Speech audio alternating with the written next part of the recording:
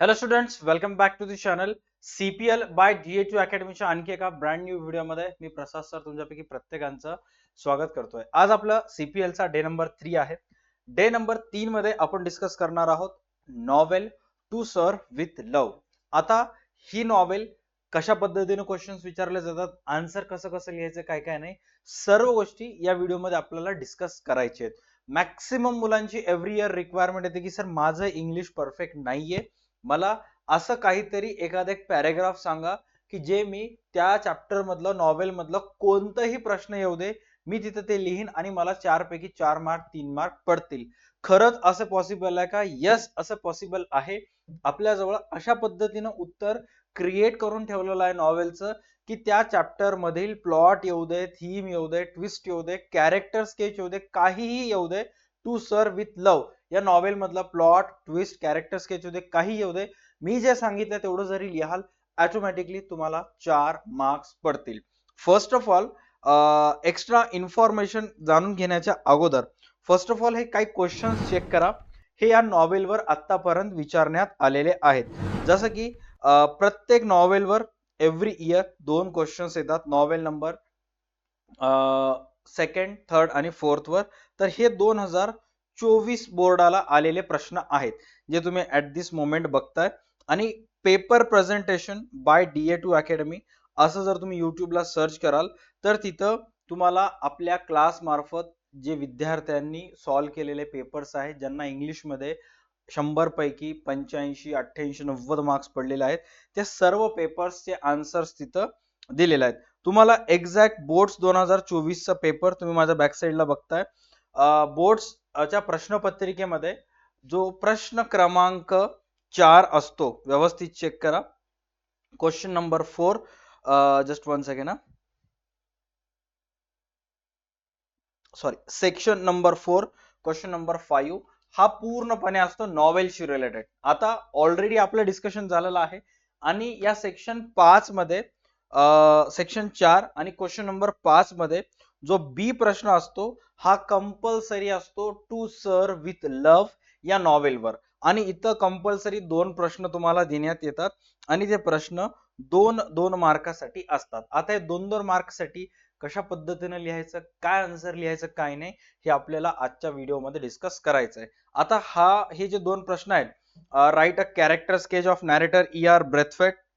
Exact जो narrator आहे त्याचं कॅरेक्टर स्केच काय, एक्झॅक्ट त्याचं कॅरेक्टर होतं काय नाही या चॅप्टर मध्ये ते लिहा आहे.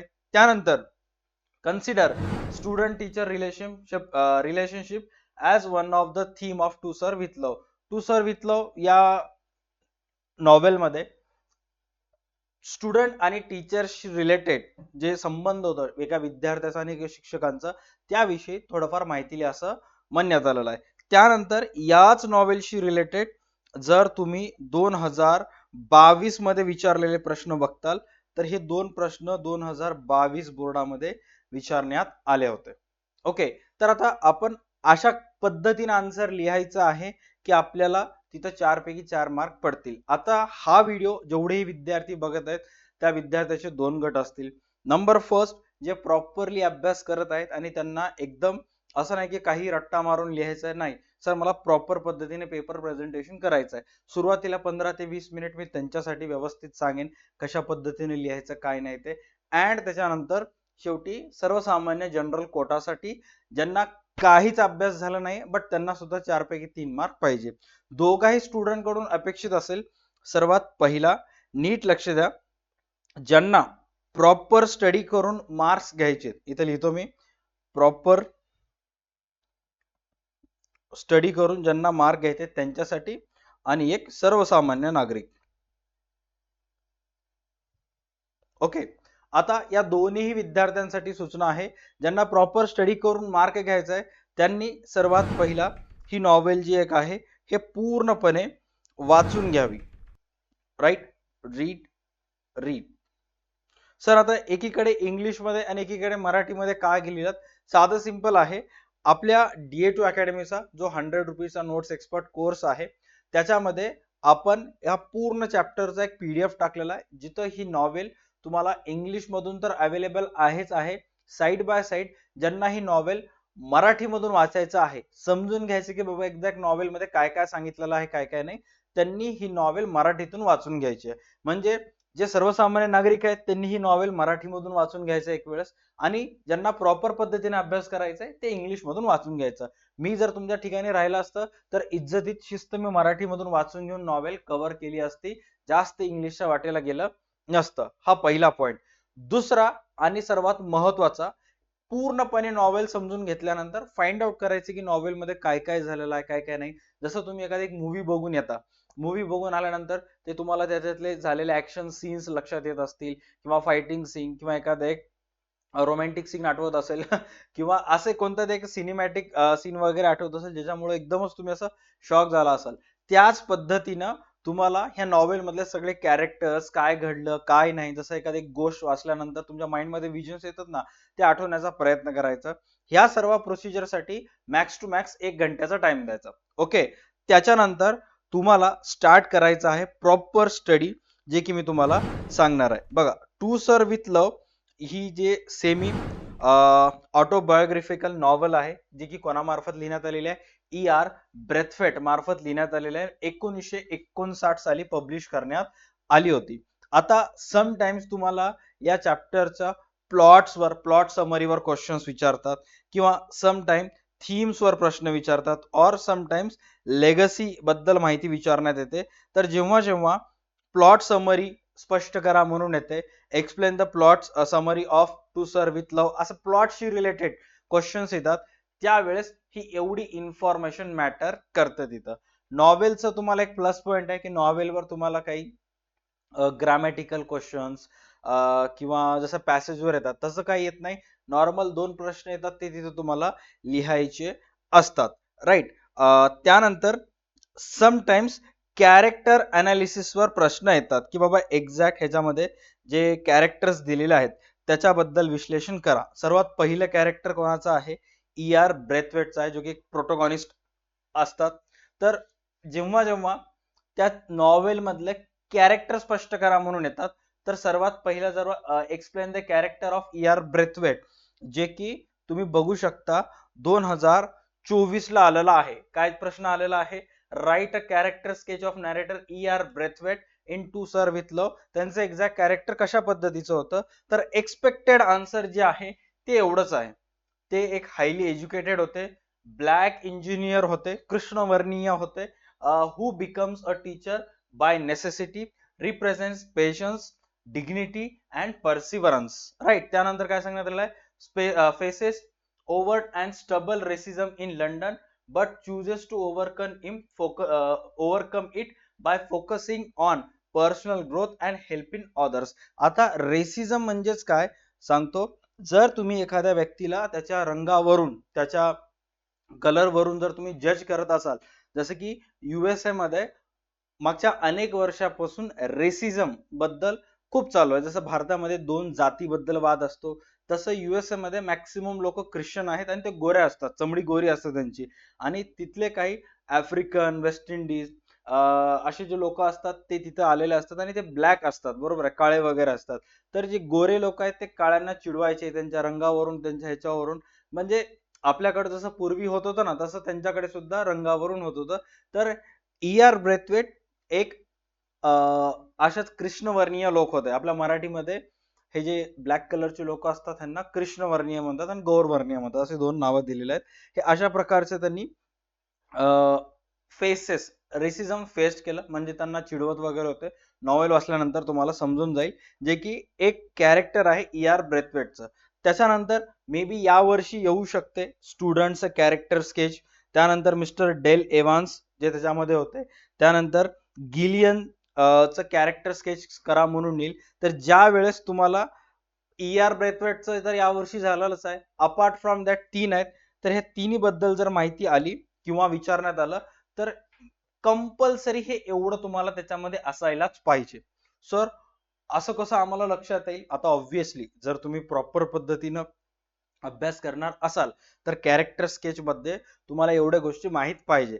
आता जर समजा सर ठीक आहे, एक प्रश्न कॅरेक्टर स्केचवर आलं, दुसरा प्रश्न कशावर येऊ शकते? कारण क्वेश्चन पेपर नुसार टू सर विथ लव या नॉवेलवर 2 प्रश्न येतात. एखादं एक कॅरेक्टरवर आलं, तर दुसरं थीम्सवर आलं, प्लॉटवर येऊ शकते. मग अशा वेळेस काय करायचं किंवा कोणते कोणते आन्सर्स तिथं आम्ही लिहू शकता. बघा, मेजर थीम्स या चॅप्टर मध्ये 4 आहेत. सर्वात पहिला रेसिझम अँड डिस्क्रिमिनेशन एक थीम आहे. त्यानंतर एज्युकेशन ॲज अ ट्रान्सफॉर्मेशन एक थीम आहे. रिस्पेक्ट अँड डिसिप्लिन एक थीम आहे. आणि ही लास्ट असे total resilience and personal growth असे 4 थीम्स आहेत. 4 पैकी कुठल्याही थीमवर प्रश्न येऊ शकते. जसं की इथे जर बघितलं असाल तर student teacher relationship already last year आलेला आहे, त्याच्यामुळं जास्त त्याच्याबद्दल माहिती लिहिता. अपार्ट फ्रॉम दॅट जे 4 देण्यात आलेले आहेत त्याच्याबद्दल मी इथं सांगण्यात आलेलं आहे. रेसिझम वर पण थीम स्पष्ट करा म्हणून येऊ शकते, एज्युकेशन वर येऊ शकते. तर जेही येईल तिथं तुम्हाला ह्या 4 व्यवस्थित प्रॉपर पद्धतीने तिथं लिहायचे. नॉवेल मध्ये एकच आहे की पाठांतर तुम्हाला महत्वाचं आहे. ज्यालाही पाठांतर चांगलं त्याचं नॉवेल चे 16च्या 16 मार्क्स त्याचे फिक्स झाले. राईट, ज्याचं नॉवेल मध्ये पाठांतर कच्चा आहे संपलं, तो कुठं ना कुठं गचकी खाणार म्हणजे खाणार. त्याच्यानंतर स्टाईल अँड नॅरेटिव्ह जास्त इम्पॉर्टंट नाहीये.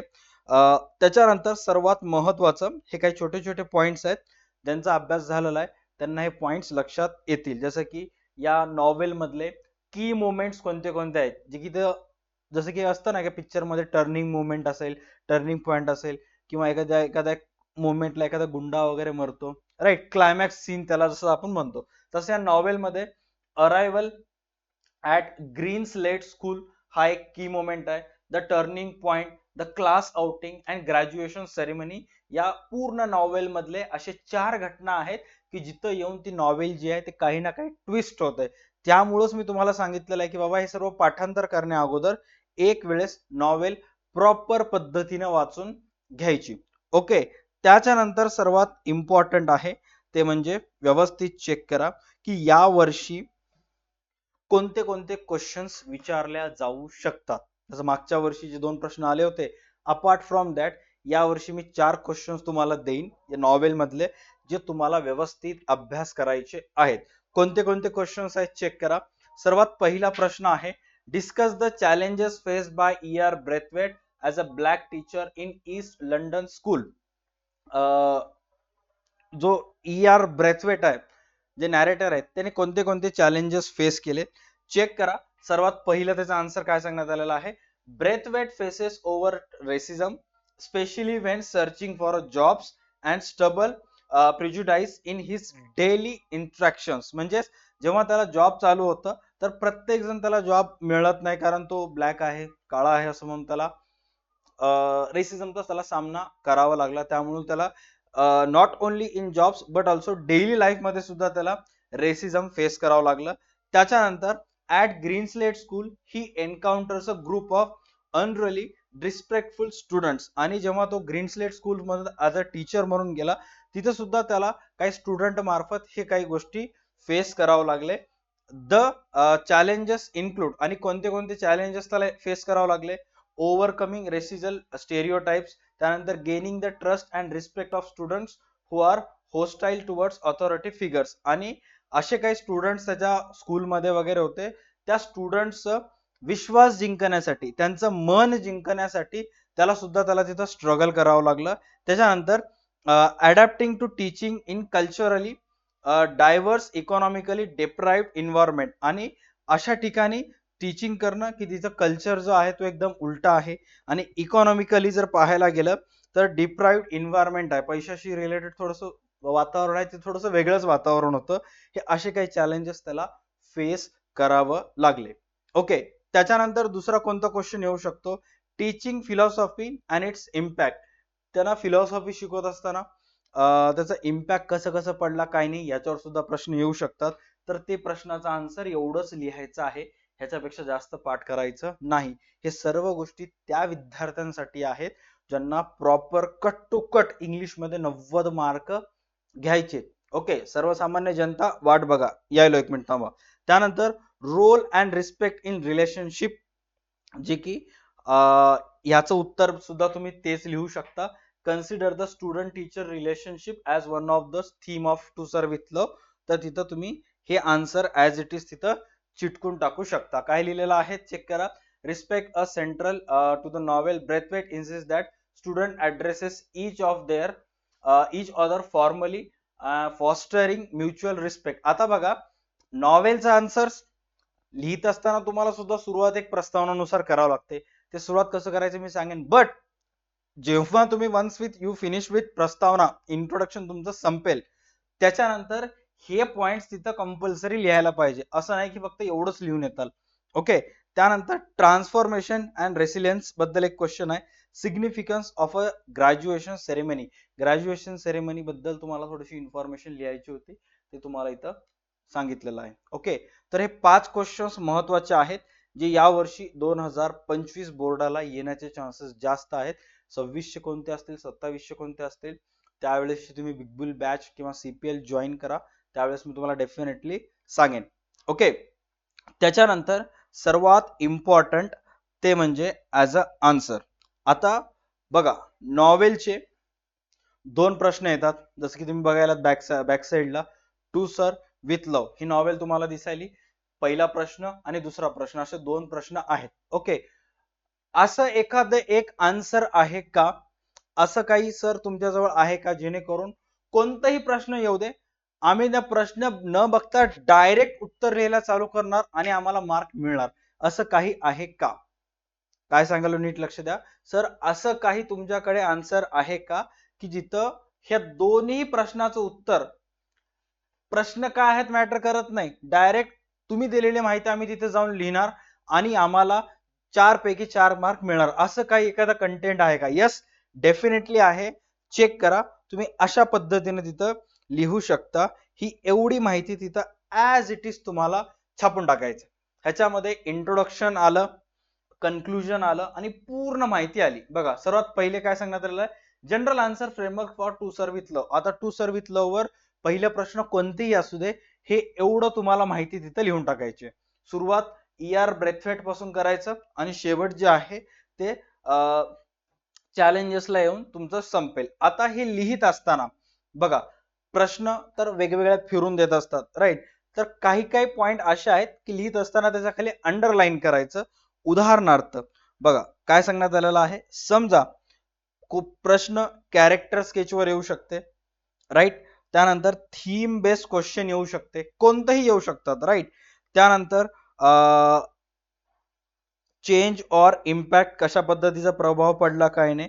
त्यानंतर कल्चरल एक्सपोजर क्वेश्चन्स वगैरे तिथे तुम्हाला येऊ शकतात. या 4 प्रकारचे क्वेश्चन्स तुम्हाला परीक्षेला विचारल्या जाऊ शकतात. स्केच, थीम बेस्ड, चेंजेस किंवा कल्चरल एक्सपोजर क्वेश्चन्स येऊ शकतात. मग अशा वेळेस आन्सर लिहित असताना बघा कशा कशाला हायलाइट करायचं आहे, व्यवस्थित स्क्रीनवर चेक करा म्हणजे समजेल.